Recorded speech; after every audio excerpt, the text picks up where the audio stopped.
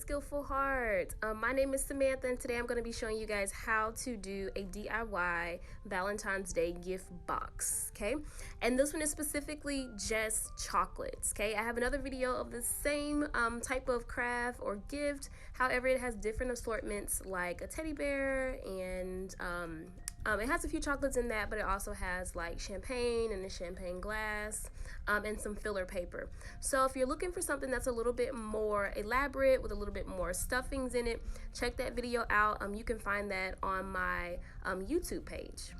But for this one, we're just going to be using chocolates, the Ferrero Rocher. And I hope you guys enjoy.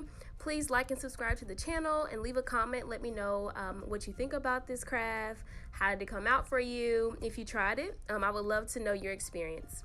Thanks, you guys. Have a great day.